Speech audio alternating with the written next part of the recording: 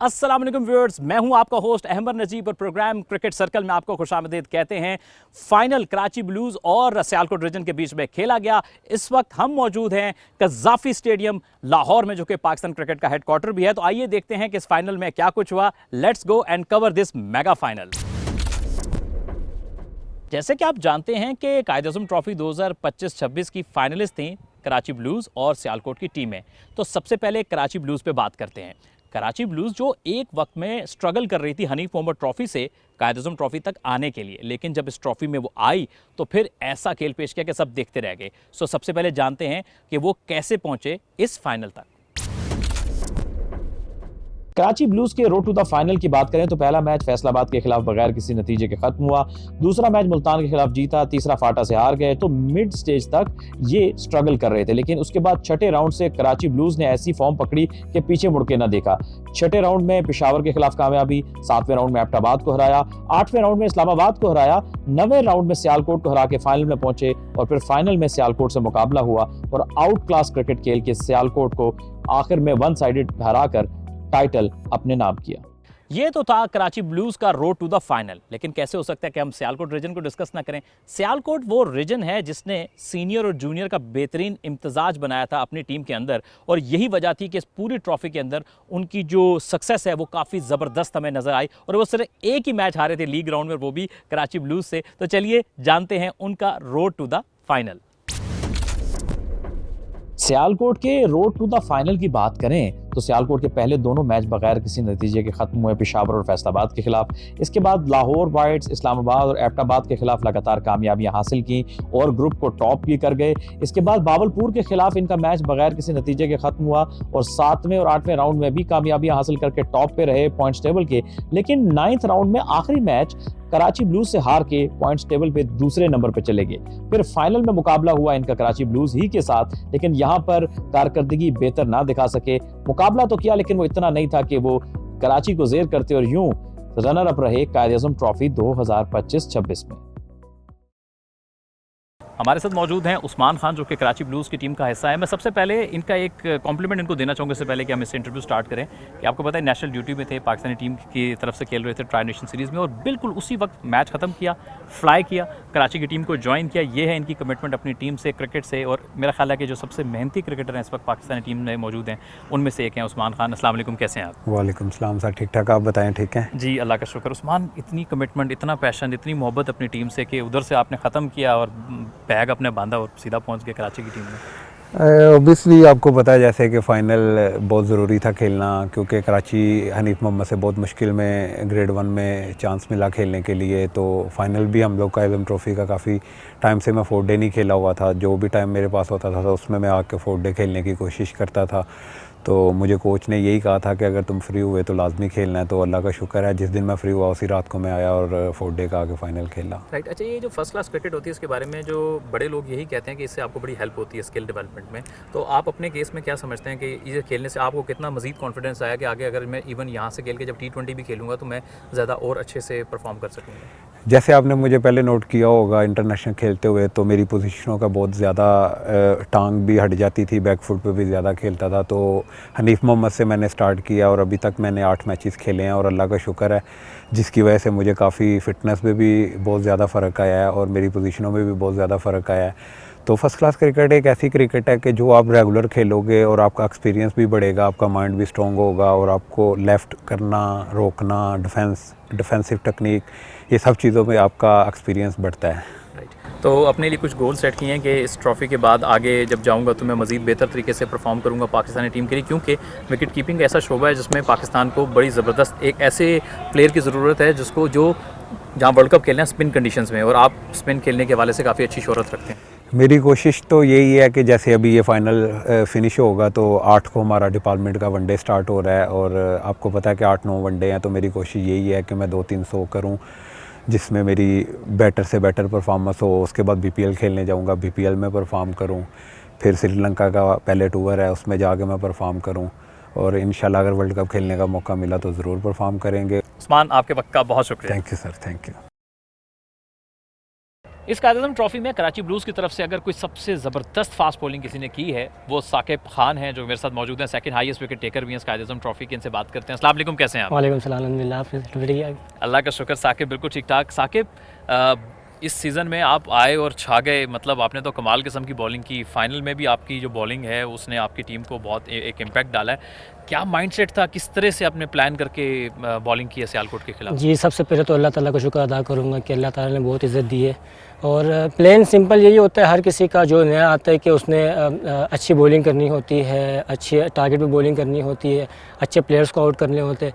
बस simple plan मेरा यही था कि अच्छे एरियाज़ पे बॉल करूँ और मुझे विकेट मिले और अल्लाह ताला ने अल्हम्दुलिल्लाह आज 42 आउट करवा दिए।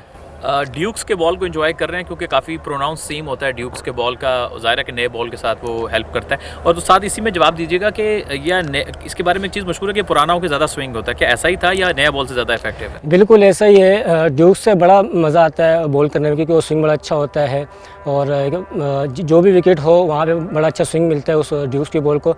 और बिल्कुल आपने सही कहा कि जितना पुराना होता जाता है और अगर ऐसी विकेट्स हो तो उसमें बहुत अच्छा शेप उसका बनता है और स्विंग होना अच्छा स्टार्ट हो जाता है। अच्छा, ये भी एक चीज़ देखने में सामने आई है कि ये पिच में जो बॉलर थोड़ा सा हिट कर रहा है, एफर्ट ज़्यादा लगा रहा है, उसको तब मदद मिल रही है।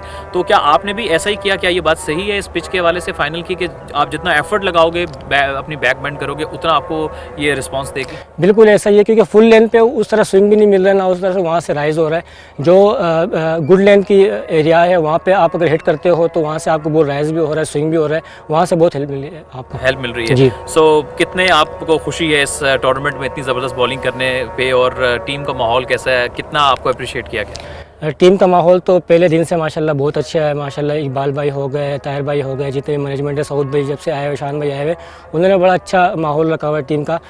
बाकी एंजॉय तो कर रहा हूँ मैं अपने इस क्या नाम है सेकंड टॉप विकेट टेकर को। इंशाल्लाह कोशिश करूँगा कल 6 विकेटें लूँ और इंशाल्लाह टॉप विकेट टेकर हो जाऊँ। अच्छा, थोड़ा सा हम ये भी जानेंगे जाने से पहले आपसे कि कराची में कहाँ, किस इलाके से आपका ताल्लुक़ है, कहाँ से हैं, और जब वापस जाएंगे तो आप, चूँकि आपने बड़ा नाम बनाया, तो क्या हम एक अच्छा इस्तकबाल देखेंगे साकिब खान का? जी, मैं कराची में मेट्रोविल साइड एरिया से ताल्लुक़ है मेरा।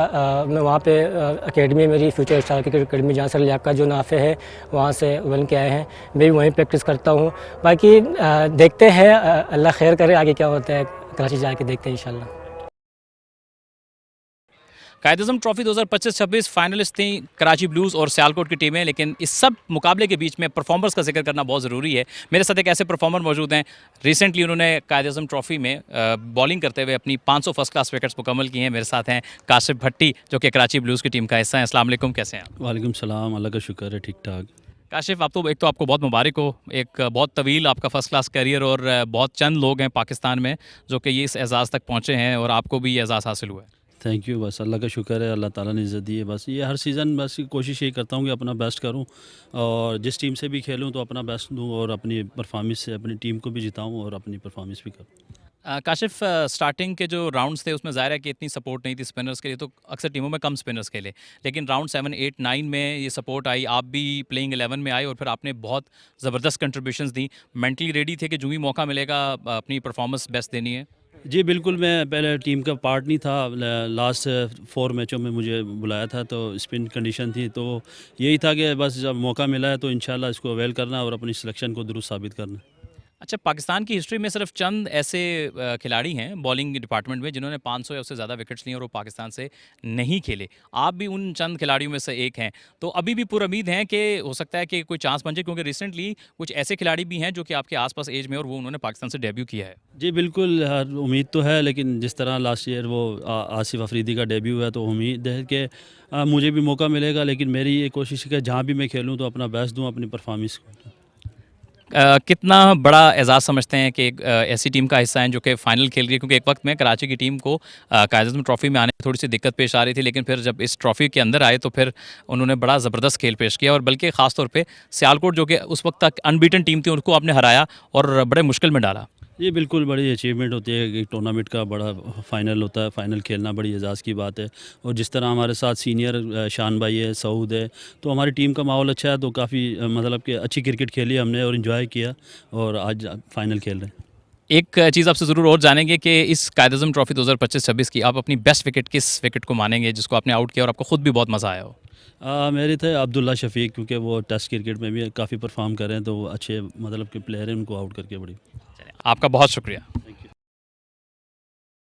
कायद-ए-आज़म ट्रॉफी एक ऐसा टूर्नामेंट है जो कि बड़े हीरोज़ को जन्म देता है, और इस ट्रॉफी के फाइनल ने भी हमें मायूस नहीं किया। मेरे साथ ऐसे ही एक टैलेंटेड नौजवान मौजूद है जिनका नाम अब्दुल्ला फजल है। पहली इनिंग्स में 88, सेकंड इनिंग्स में एक ज़बरदस्त सेंचुरी। इनसे बात करते हैं। अस्सलाम वालेकुम, कैसे हैं आप? वालेकुम सलाम, कैसे हैं अमर भाई? अल्लाह का शुक्र, बिल्कुल ठीक ठाक। अब्दुल्ला, सबसे पहले इतनी बड़ी स्टेज थी, आप अच्छा खेल रहे थे पूरे टूर्नामेंट में, लेकिन ये बिलीव था कि मैं फाइनल में इस तरह से डिलीवर करूँगा? बस स्टार्ट टूर्नामेंट का अच्छा हुआ था, फिर बीच में स्ट्रगल कर रहा था, तो वही एक इनिंग ढूंढ रहा था, तो अल्लाह ताला ने इतने बड़े मैच में मौका दिया और अल्लाह ताला ने अच्छी स्टेज पे करवाया टीम के लिए और अपने लिए भी। अब्दुल्ला, आप कराची की टीम का एक बड़ी ज़बरदस्त स्टोरी है इस पूरे टूर्नामेंट में। पहले आने में मुश्किल हो रही थी इस टूर्नामेंट में, फिर आप लोग ऐसे आए कि किसी को पीछे आपने अपने आगे आने नहीं दिया है। मोटिवेशन क्या थी पूरी टीम के अंदर कि यार हम अब आ गए हैं तो अब हमने मतलब जीत के ही जाना है या बेहतर परफॉर्म करके जाना है? बस प्लेयर्स की तो यही कोशिश होती है कि जो भी टूर्नामेंट खेलें अच्छे से अच्छा करें। तो पहले तो हमारा यही टारगेट था कि हम क्वालिफाई करें, क्वालिफाई किया। उसके बाद सबका यही था कि सब लड़कों ने जान मारी, फिर एफर्ट करी।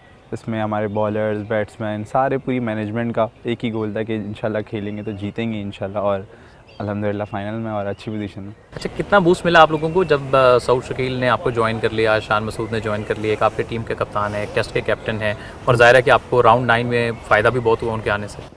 बिल्कुल बिल्कुल, जब आपके साथ स्टार्स हों और आपकी टीम में हों तो उनसे बहुत कुछ सीखने को मिलता है। फिर उनकी चीज़ें आप देखते हैं, उनसे सीखते हैं बहुत चीज़ें, उनकी डेली रूटीन्स वगैरह, तो वो आपकी इंस्पिरेशन होती है, उनसे सीखते हैं। और फिर आपके कैप्टन हो उतने तो परफॉर्मर, तो आप बहुत कुछ सीखते हैं उनसे।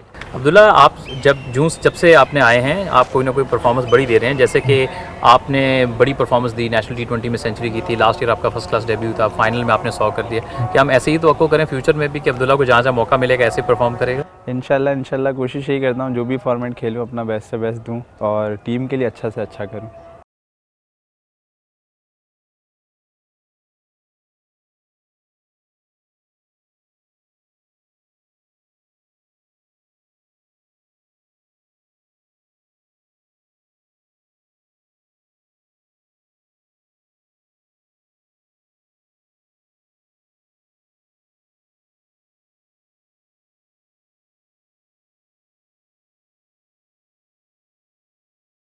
कायद-ए-आज़म ट्रॉफी 2025-26 का फाइनल, और हमारे साथ मौजूद हैं डायरेक्टर डोमेस्टिक क्रिकेट, जिन्होंने एक बहुत आउटस्टैंडिंग किस्म का कायद-ए-आज़म ट्रॉफी का ये सीज़न ऑर्गेनाइज़ कराया है। अब्दुल्ला खुर्रम नियाज़ी साहब को हम खुशामदीद कहेंगे। अस्सलाम वालेकुम, कैसे हैं आप? बहुत शुक्रिया जी अहमद साहब, आपका भी बड़ी मेहरबानी। इस सीज़न पे हम स्टार्ट से आप लोगों की एक प्लानिंग हमें बड़ी ज़बरदस्त नज़र आई। उस पर मैं आपके कमेंट्स चाहूँगा कि स्टार्ट में थोड़ी बैटिंग विकेट्स थी, फिर उसकी कुछ राउंड्स के बाद थोड़ी सी बॉल फ्रेंडली विकेट्स भी देखी, फिर स्पिन फ्रेंडली भी, और फाइनल में एक बहुत आउट क्लास किस्म का पिच देखा जिसमें सबके लिए सब कुछ था। कि किस तरह से आप लोगों ने ये स्ट्रैटेजी बनाई कि इस सीज़न को हम किस तरह से ऑर्गेनाइज़ करेंगे? That was pre planned. हमने कोचेस के साथ पहले मीटिंग की थी, और ख़ास तौर पे national high performance centres team selection जो हमारी सिलेक्शन कमेटी है उनसे डिस्कशन हुई, आकिब भाई से डिस्कशन हुई कि वो लोग क्या चाहते हैं। उन्होंने कहा कि जी एक सीज़न में हम चाहते हैं कि डिफरेंट बैटिंग भी हो ताकि फास्ट बॉलर्स को थोड़े से लंबे ओवर करने को मिले, थोड़ा जोर लगाने को मिले, फिर स्पोर्टिंग विकेट्स हो तो फास्ट बॉलर के अच्छे दिन आए, और फिर उसके बाद स्पिन विकेट हो तो खासतौर स्पिनर जो मिस होते जा रहे हैं हम देखें। खासतौर पे हमें इंटरनेशनल क्रिकेट के लिए बाजू का जो है स्पिनर्स में हम स्ट्रगल करते हैं, और इंटरनेशनल क्रिकेट भी ऐसी है, बाजू का किसी जगह पर स्पिन ट्रैक्स में मिलते हैं, एशिया में ज़्यादातर हम बाहर जाते हैं तो बाउंसी ट्रैक मिलते हैं। तो हमने कोशिश की कि हम पूरे सीज़न को एडमिनिस्ट्रेटिवली इसको क्लोजली देखें, सिर्फ हम इसको टिक पे ना लेके जाएँ बल्कि अच्छी नीयत से, खुलूस नीयत से इस पे काम करें। थोड़ा सा जो प्रॉब्लम आए, हम चाह रहे हैं कि ज़ाहिर है कि हर सीज़न में हम इसलिए कहते हैं कि स्टेबिलिटी बहुत ज़रूरी है, हर सीज़न में हर चीज़ इंप्रूव होती जाती है। तो जैसे ग्राउंड्स थे तो उसमें कुछ मेंटेनेंस के इश्यूज़ हमें नज़र आए, तो आगे जाके आप लोगों का क्या प्लान है कि किस तरह से आप लोकल अथॉरिटीज़ या जो डिस्ट्रिक्ट एडमिनिस्ट्रेशन होती है उसके साथ मिल के फैसिलिटेशन को किस तरह से इंप्रूव करने का प्लान है, चाहे वो फैसिलिटीज़ हों, आपके ड्रेसिंग रूम हो, वॉशरूम्स हों, इस तरह की जो बेसिक फैसिलिटीज़ होती हैं? देखिए अहमद भाई, बात यह है कि अनटिल अनलेस जो है सारे कुछ क्रिकेट ग्राउंड्स पे एडमिनिस्ट्रेटिव कंट्रोल पीसीबी का नहीं होगा तो वो सारी चीज़ें जो हैं हिसाब से देख सकते हैं, क्योंकि ऑफकोर्स एडमिनिस्ट्रेशन जो है एक हद तक आपको सपोर्ट कर सकती है। अल्टीमेटली जो है बड़े इवेंट पे फिर आपको सारी चीज़ें अच्छी होनी चाहिए। मैं समझता हूँ अगर आप पिछले 4-5 साल को देख लें, 8 साल को, 10 साल को देख लें, ग्राउंड्स की कंडीशंस को देखें, चीज़ों को देखें, आपको इम्प्रूवमेंट नज़र आई होगी। ऑफकोर्स की कुछ चीज़ें कि हमें आइडेंटिफाई हुई वो इमीडिएटली हमने उसको ख़ास तौर पे वाशरूम्स का टाइलों का इशू था वो चेंज करवा दी गई। CDA की बड़ी मेहरबानी थी ऑफ कोर्स, क्योंकि वो इस्लामाबाद के अंडर थी। अभी 2 रिसेंटली हमें इस्लामाबाद से MOU हुआ, एटलीस्ट 2 ग्राउंड्स हमें हैंड ओवर हो रही है। हम उनको फर्स्ट क्लास वेन्यू की तरफ लेके जाएंगे, उस तरीके से करेंगे। इस सीज़न में थोड़े से प्लेयर की जो मैच फीस थी वो कम हो गई थी।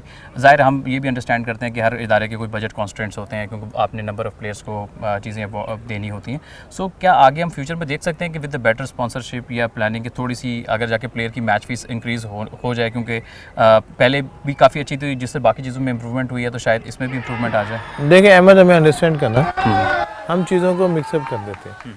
पहले हमारा रीजनल क्रिकेट जब चल रही थी तब मैच फीस का कॉन्सेप्ट ज़्यादा नहीं था, डिपार्टमेंटल क्रिकेट हो रही थी और डिपार्टमेंट्स पेमेंट करते थे, और ख़ास तौर पे प्रेजेंट ट्रॉफी जो थी वो सोर्स ऑफ इनकम थी फॉर प्लेयर्स। अब क्रिकेट एसोसिएशन भी मौजूद हैं, अब डिपार्टमेंट भी मौजूद हैं। अब देखें, एक प्लेयर्स को PCB के मैं समझता हूँ कि बड़ा अच्छा फैसला किया कि इनके डोमेस्टिक कॉन्ट्रैक्ट ख़त्म नहीं किए, जो कि रीजन क्रिकेट में पहले उस तरीके से नहीं थे। मैच फीस भी बड़ी रीज़नेबल है, मैचेस भी ज़्यादा हैं आप देखें, और मैच फीस भी रीज़नेबल है। अगर 70,000 से 30,000 हो भी गई है, लेकिन डोमेस्टिक कॉन्ट्रैक्ट भी आपके 175 डोमेस्टिक कॉन्ट्रैक्ट्स भी हैं। फिर ये प्लेयर जो है, ये प्लेयर्स ही हमारा पूल जो है फिर प्रेसिडेंट कप भी खेलने जा रहा है, वहाँ भी उनको मैच फीस मिलेगी। फिर ये प्रेसिडेंट ट्रॉफ़ी भी खेलेंगे, ऑफ कोर्स 7 मैचेस वहाँ पर भी हैं, 9 मैचेस ये हैं। हनीफ मोहम्मद ट्रॉफ़ी में भी मैच फीस दी गई है। हनीफ मोहम्मद ट्रॉफ़ी में भी मैच फीस हो सकता ना हो सकती, लेकिन बहरहाल PCB ने सारा बर्डन लिया। एक ख़ास तौर पे आपने विद इन बजट रहते हुए एक स्ट्रेटेजी चीज़ें बनानी होती हैं, और आपको पता है स्कूल क्रिकेट भी इजाफा हुआ। ज़ाहिर है कि जैसे हम T20 में देखते हैं क्राउड आता है, तो क्या हम ये एक्सपेक्ट कर सकते हैं कि इन फ्यूचर में जब कभी फाइनल हो किसी इस तरह बड़े इवेंट का, जैसे रेड बॉल का, कि यहाँ पे भी कोई फेस्टिविटी हो, कोई थोड़ा सा जैसे लोगों को इंगेज किया जाता है, अपने बेस्ट प्लेयर से मिला दें, तो इस तरह से भी को हम इस साइड को भी देख सकते हैं कि ताकि लोगों का इंटरेस्ट हो, क्राउड भी आए और अपने अपने टीम को फेवरेट प्लेयर को चेयर करे। जी अहमद, आपको पता है कि मेरा तकरीबन कायज़म ट्रॉफ़ी का 2nd सीज़न है एज डायरेक्टर डोमेस्टिक, और फेस्टिविटी होनी चाहिए साथ साथ, बिल्कुल आप ठीक कह रहे हैं। और अनफॉर्चुनेटली जो है लंबी क्रिकेट में टेस्ट मैचेस में भी लोग उस तरीके से नहीं होते, लोग लंबी क्रिकेट को TV पे देखना पसंद करते हैं। लेकिन बिल्कुल नेक्स्ट हम मज़ीद हाइप क्रिएट करेंगे, अपनी कायज़म ट्रॉफ़ी की कोशिश होगी कि हम फाइनल जो है इसी तरह इंटरनेशनल स्टेडियम में दिखाएं, लेकिन फेस्टिविटी बनाएं, कोई अट्रैक्शन रखें। अब नेशनल 2020 में आप देखेंगे इंशाल्लाह कि पेशावर में जब सारे स्टार्स हमारे खेलेंगे तो वो बेहतर होगा। उसके साथ फिर हमारा अगला टारगेट जो है फिर हैदराबाद स्टेडियम है कि हम उसकी भी रौनकें बहाल करें, और फिर इसी तरह शेखुपुरा के भी। तो इंशाल्लाह टारगेट में है कि जी फेस्टिविटी ये जो है एक स्पोर्ट्स को फेस्टिविटी से अटैच किया जाए ताकि लोगों के लिए ज़्यादा अट्रैक्टिव हो सके। साद बेग ने इसी फाइनल में 1000 रन मुकम्मल किए हैं अपने इस कायद-ए-आज़म ट्रॉफी 2025-26 में, और वो हाईएस्ट रन स्कोरर भी हैं इस कायद-ए-आज़म ट्रॉफी के। चलिए देखते हैं कि लास्ट कुछ ईयर्स में कौन से वो प्लेयर रहे जिन्होंने टॉप किया है उस रिस्पेक्टिव कायद-ए-आज़म ट्रॉफी को। कामरान गुलाम की बात करें तो 2020 में कायद-ए-आज़म ट्रॉफी में 1249 रन बनाए। उनके अलावा मोहम्मद हुरैरा ने 986 रन बनाए, टॉप किया 2021 की ट्रॉफी को। 2022 की ट्रॉफी को भी हुरैरा ने ही 1024 रन के साथ टॉप किया। 2023 की ट्रॉफी को साहिबजादा फरहान ने 847 रन बनाकर टॉप किया। आज़ान अवैस नंबर 1 बैटर रहे 2024 की कायद-ए-आज़म ट्रॉफी में 844 रन के साथ, और साद बेग जैसे मैंने आपसे जिक्र किया कि वो टॉप रन स्कोरर हैं कायद-ए-आज़म ट्रॉफी 2025-26 के। मेरे साथ मौजूद है इस वक्त एक सेंसेशनल यंग विकेटकीपर बैट्समैन जिसने कायद-ए-आज़म ट्रॉफी 2025-26 में धूम मचा दी, तो कहना गलत नहीं होगा। यंग सेंसेशनल साद बेग, अस्सलाम वालेकुम, कैसे हैं आप? अल्लाह का शुक्र सर, आप बताएं। बिल्कुल ठीक ठाक। साथ बहुत सारे जो प्राइजेज़ हैं वो आपका इंतज़ार कर रहे हैं। Out class batting, 1000 run top आपने किया इस ट्रॉफी को, 32 डिसमिसल आपके, सबसे ज़्यादा सेंचुरीज आपकी। मैं कितने रिकॉर्ड आपके बताऊं, कितनी मेहनत करके आए हो यार, इस पर छा गए हो इस आप इवेंट में। जी बिल्कुल, जिस तरह मेरा लास्ट सीज़न फर्स्ट क्लास का डिपार्टमेंट से इतना अच्छा नहीं किया था, तो मैंने अपना गोल सेट किया था कि जब भी मुझे ऑफ टाइम मिलेगा, जब भी मुझे अपने ऊपर काम करने का मौका मिलेगा तो मैं ज़रूर करूँगा। और इस मेरी एक ख्वाहिश थी एज़ अ यंगस्टर कि मैं कायद-ए-आज़म ट्रॉफी में बेस्ट बैट्समैन बनूँ। तो अल्लाह का शुक्र है और मेरी मेहनत, अल्लाह का शुक्र है, इस टूर्नामेंट में मैंने बहुत अच्छा परफॉर्म किया और हमारी टीम जीती। तो ये परफॉर्मेंस मुझे बहुत अच्छी लग रही है अपनी। साथ ये बताओ कि आपने 400 किए हैं, बहुत सारी परफॉर्मेंस की हैं, बेस्ट इनिंग्स अपनी कौन सी समझते हो इस ट्रॉफी के अंदर? मैं समझता हूँ 2 इनिंग को मैं बेस्ट कहूँगा। एक ईच इनिंग पेशावर के खिलाफ 100 और match saving 150 against Lahore. Right. साथ आपके लिए बहुत सारी बेस्ट विशेस, लेकिन ये बताओ कि थोड़ा सा हम देखने वालों को भी बताना चाहेंगे कराची में कहाँ से क्रिकेट खेली, कहाँ से स्टार्ट की, कहाँ से खेलते आए हो?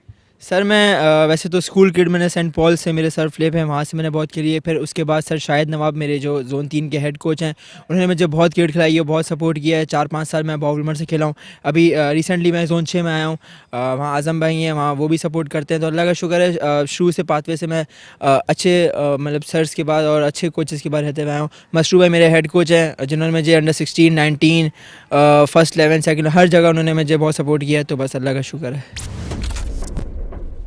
हमारे साथ इस वक्त मौजूद हैं कायद-ए-आज़म ट्रॉफी 2025-26 के हाईएस्ट विकेट टेकर, जो कि अपने अवार्ड के साथ मौजूद हैं। अली उस्मान पीटीवी की तरफ से भी खेलते हैं, पीटीवी का भी फ़ख्र है, अपने इलाके जो है वो गग्गू मंडी का भी फ़ख्र है। इनसे बात करते हैं। उस्मान, सबसे पहले अली आपको बहुत मुबारक हो, आपने इतना बड़ा अवार्ड लिया और माशाल्लाह अपने आपको एक बार फिर प्रूव किया। 2000 आपने 21-22 में भी प्रूव किया और अब फिर एक बार अपने आपको प्रूव किया कि आप बेस्ट लेफ्ट आर्म स्पिनर हो। जी बिस्मिल्लाहिर्रहमानिर्रहीम। सबसे पहले तो अल्लाह का शुक्र है कि मैं सेकंड टाइम कायद-ए-आज़म ट्रॉफ़ी का बेस्ट बॉलर हुआ हूँ। तो बस यही है कि मैं अपनी मेहनत जारी रखी हुई है, तो इंशाल्लाह कोशिश करता हूँ परफॉर्मेंस करने की। तो अल्हम्दुलिल्लाह इस दफ़ा फिर सेकंड टाइम बेस्ट बॉलर हुआ हूँ। अच्छा, इस बार आप हमेशा अच्छा परफॉर्म करते हो, लेकिन थोड़ा सा बीच में उतार चढ़ाव परफॉर्मेंस का हिस्सा होता है। इस बार क्या फोकस था आपका, क्या ऐसी खास प्रिपरेशन थी आपकी कि आप एक बार फिर से बिल्कुल टॉप पे चले गए हो, हालांकि बड़े बड़े नामवर स्पिनर भी मैदान में मौजूद थे? अमर भाई, ये है कि लास्ट 2 सालों से भी परफॉर्मेंस कर रहा था, लेकिन वो इतनी नहीं थी, मतलब टॉप की नंबर 1 नहीं थी, लेकिन टॉप 5 में मैं फ़िनिश कर रहा था। तो यह है कि अपनी मेहनत और ज़्यादा की है, पहले भी कर रहा था, तो उसका मेहनत का फल अल्लाह पाक ने दिया। और सबसे बड़ी जो बात है, कंडीशंस, पहले जो कंडीशंस थी फास्ट बॉलर्स की, तो अल्हम्दुलिल्लाह मैंने उस पर भी आउट किए हैं। तो इसी वजह से मैं नंबर 1 पे चला गया। बाद में स्पिनिंग पिचें आई हैं, तो वो मेरी कंडीशंस थी जो कि स्पिनर्स की कंडीशंस होती हैं। तो उसमें मैंने 3 मैचेस में लगातार 10-10 आउट किए हैं।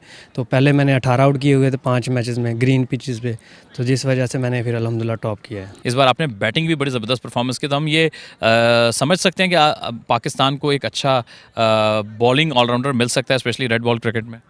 जी अल्हम्दुलिल्लाह, मैंने बॉलिंग के साथ साथ मैंने बैटिंग में भी रन्स किए हैं अपनी टीम के लिए, मुल्तान के लिए। बड़े क्रूशल टाइम पे मैंने रन्स किए हैं, 250 किए हैं इस साल, तो अल्हम्दुलिल्लाह। और मेरे एक 100 भी है।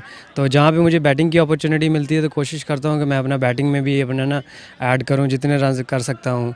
और बिल्कुल ये पीटीवी की टीम का हिस्सा भी है, लास्ट टाइम चैंपियन टीम का भी हिस्सा थे। अभी ये वनडे टूर्नामेंट में पीटीवी की टीम की तरफ से जा रहे हैं, तो हम आपको बेस्ट विशेस कहेंगे, बेस्ट लक, अल्लाह करे वहाँ भी आप बेहतरीन कारकर्दगी दिखाएं। इंशाल्लाह। थैंक यू सो मच, जज़ाकल्लाह अमर भाई, थैंक यू सो मच।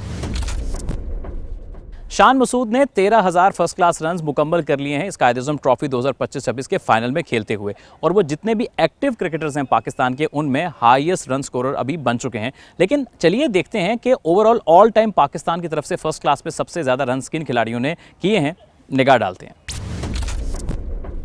पहले नंबर पे दिखाई देते हैं Asian Bradman Zaheer Abbas 34,843 run के साथ। दूसरे नंबर पे हैं कप्तानों के कप्तान मुश्ताक मोहम्मद 31,091 रन के साथ। तीसरे नंबर पे हैं पाकिस्तान के greatest batsman Javed my dad 28,663 run के साथ। जबकि चौथे नंबर पे हैं यूनुस खान, जो कि वाहिद प्लेयर है जिन्होंने 10,000 रन टेस्ट क्रिकेट में बनाए पाकिस्तान के लिए 26,073 रन के साथ। और सादिक मोहम्मद का नंबर 5वां है 24,160 रन के साथ।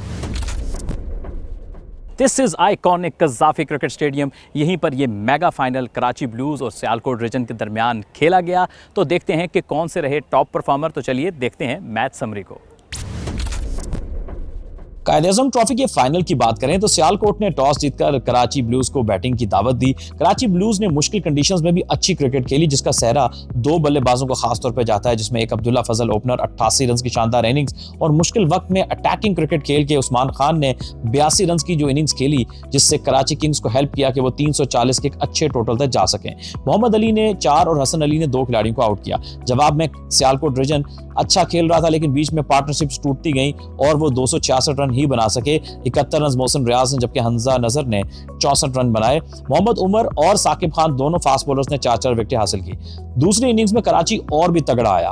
हारून अरशद और अब्दुल्ला फजल की शानदार सेंचुरीज कराची किंग्स को ले गई 458 के स्कोर पर टोटल एक बड़ी लीड सेट करके सियालकोट को एक बार फिर से मैदान में उतारा। सियालकोट की टीम कराची की बेहतरीन बॉलिंग के आगे ज्यादा मुजामत ना कर सकी और 314 रन पर ढेर हो गई, जिसमें अफजल मंजूर विकेट कीपर के 63, जबकि अब्दुल्ला शफीक के 59 रन नुमाया रहे। साकिब खान ने एक बार फिर शानदार बॉलिंग करते हुए 5 खिलाड़ियों को आउट किया, जबकि रमीज अजीज पंजारा ने 2 विकेटें अपने नाम की, और इस तरह से ये फाइनल मैच कराची ब्लूज ने यकतरफा मुकाबले के बाद 218 रन से अपने नाम किया।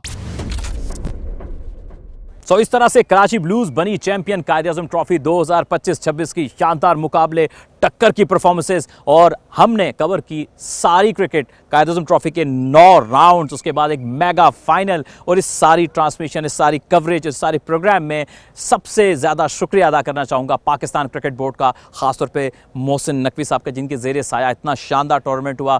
डायरेक्टर डोमेस्टिक क्रिकेट का स्पेशल ताउन रहा, जिनकी वजह से ये सारी कवरेज आप तक पहुँच पाई। इसके अलावा PCB के मीडिया डिपार्टमेंट, सिक्योरिटी डिपार्टमेंट, सबकी बेस्ट कोऑपरेशन की वजह से ये प्रोग्राम क्रिकेट सर्कल आप तक पहुंच सका कामयाबी के साथ, और आप लोगों ने भी इसको बहुत ज़्यादा पसंद किया है। सो वक्त हुआ चाहता है कि अब इस मेगा फाइनल को कवर करने के बाद हम आपसे चाहें इजाज़त। अपने मेज़बान अहमद नजीब सत्ती को दीजिए कज़ाफ़ी स्टेडियम लाहौर से अब इजाज़त। अपना ख्याल रखिए। पाकिस्तान जिंदाबाद। अल्लाह हाफिज़।